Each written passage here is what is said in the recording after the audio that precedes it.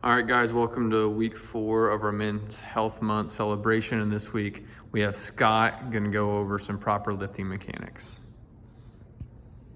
Ready? Yep.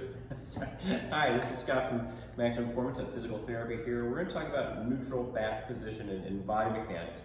And I like to show people the spine just to get a feel of what's going on with that. So our neck has a curve, our upper back has a curve, and our low back has a curve. And so this is me facing that direction. And we're designed to be in this position. And in this position, our muscles, our ligaments, our joints, our discs work optimally. And we start getting out of that position, then we start putting extra stress through things. These are the vertebrae. Okay, there's 5 lumbar. 1, 2, 3, 4, 5. And then the discs are in between them. Think of them as like a water balloon. It's kind of it's fibrous and strong on the outside, and in the inside it's like a gel, okay? And what we want to talk about is we want to keep this neutral position. And if you bend forward, could you see that if I pinch here in the gel, that would push the disc backwards, okay? If I pushed a water balloon, it'd push it backwards. That happens to be where Mr. Nerve Root comes out, and then we can cause pain, okay? If we turn you around, here are the joints, okay? On either side, there's 2 joints, okay? If I bend backwards, can you see how that will compress the joint? If I bend forward, that'll open the joint up. If I turn to the left, it's going to compress the joints on the right. If I turn to the right, it compresses them on the left. If I side bend, it's going to compress them on the right. So if I side bend to the right, it's going to compress the joints on the right side. If I side bend to the left, it's going to compress the joints on the left side. And so we want to try to keep this back in this neutral position as much as we can. Okay, so we just talked about this neutral position. When we talk about body mechanics, I have 4 rules. First rule is we want to maintain this neutral position. Again, in that position, our muscles, ligaments, joints, discs work optimally. We don't put any extra stress through them. So we want to think about a work zone from waist level to eye level, where I can reach comfortably to the sides and to midline. If I go below waist level, I tend to bend forward. Again, I'm going to compress the disc. That puts irritation, or can compress the disc. It also stresses the muscles a little more. If I go above eye level, then I tend to compress the joints. Okay, and again, making them work harder. If I go out here past where I can reach, again, I'm compressing this side and stretching this side, vice versa. If I go across midline, even across midline, I'm starting to compress the joints.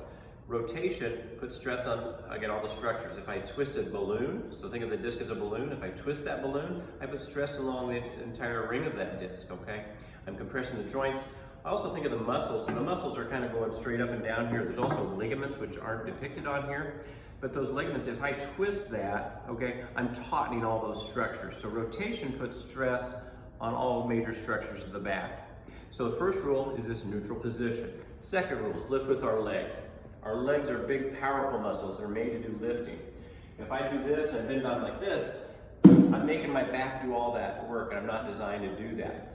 So the first 2 have to work together. So if I lift with my legs, I still need to keep that neutral position. So when I do this, then I truly am just using my legs. If I have 10 pounds in here and I lift correctly and my back is neutral, it's 10 pounds of stress through my back. As soon as I go forward and do this, it's 7 to 10 times more stress through my back. So 10 pounds now becomes 70 to 100 pounds of stress through the disc, okay? So the second rule is lift with our legs.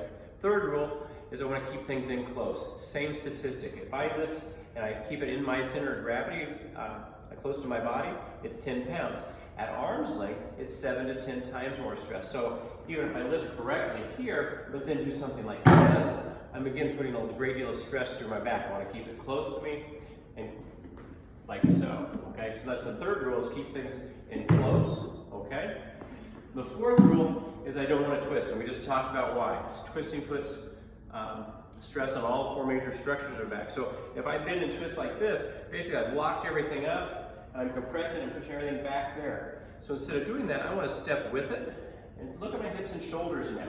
Okay, so I can turn, but my hips and shoulders are always together. There's no rotation, okay, in my lumbar spine. The motion's happening in my hips versus my back, okay? So I can do that just as quickly as anyone can versus doing something like this, where everything's happening in the back.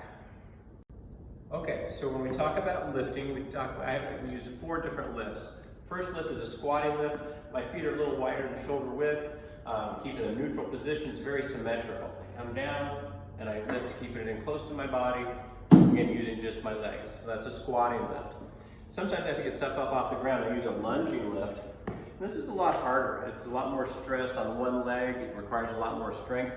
Some people can't get into this position just because of knee pain or flexibility issues or just strength. It's just difficult to lift a lot of weight with one leg. But I'm in the same position. My back is neutral and I'm lifting with one leg. I'm in close and I can lift that, keeping that back in that neutral position. Again, I think of at the yard, I have to get something up off the ground and then I can lift it and keep it in a neutral position. Okay. Again, because of knee issues or strength issues, I may want to do what we call a power lift, kind of halfway in between. I'm going to get in a staggered stance. My back is still neutral, but it's a lot more horizontal now than it was with the squatting lift and the lunge lift, which is pretty vertical. But as long as I keep neutral, it's fine. I can do a nice lift where I don't have to go to a full kneel or a full squat as long as I keep that position. Now, if I let my back round out like so, then again, that puts a lot more stress to the back. So then it's a horrible lift. It puts a lot more stress. I'm going to keep here as I keep that, and I can lift a nice power lift. The fourth lift I showed is a golfer's lift. And golfers, we putt, and then we do this and we pick up the ball. Now, obviously I'm not going to take a golf club around with me, but you notice that I can keep my back in a neutral position and lift that rather than doing something like this where I'm flexing the back. There's always a countertop or something I can hold on to, but I can do that lift and keep it back in a neutral position. Okay, we started talking about neutral spine position. We gave 4 rules for body mechanics. We gave 4 lifts. So let's apply that to some implements out in the yard. One thing when we are using hand tools, we really want the handle to be about shoulder height.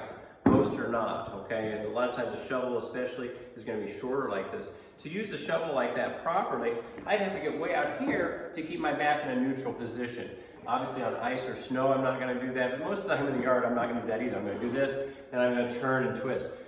That puts a lot of stress on my back. Now if I have a hand tool or a shovel again that's about shoulder height, now watch, I can do this, I can keep my back fairly neutral, I can scoop, I'm going to lift, I'm going to turn and drop. Look at my hips and shoulders again. They're staying together, okay? Normally we would do something like this and we turn and make the back do all the work. I'm further than arm's length. That puts a lot more torque through my back, so a lot of stress.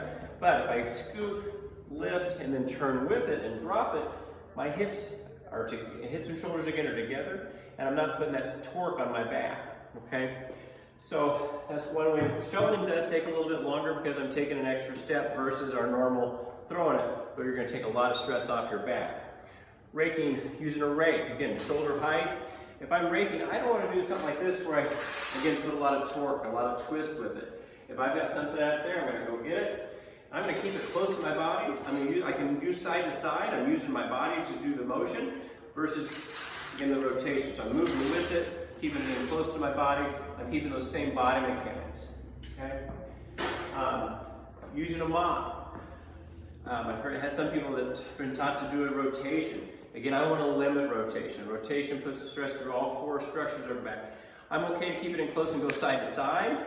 I'm okay to be out here as long as my back is neutral. Again, if I'm doing this, now I'm rounding that back out. I need to keep it in that neutral position in here. I'm in close. I don't want to bring my mop bucket out down here. I want to keep my mop bucket up on the countertop or in a sink or whatever so I don't have to do that repeated bending just to get my mop, okay? Again, I'm keeping it in close, moving with it rather than adding the rotation and that kind of thing.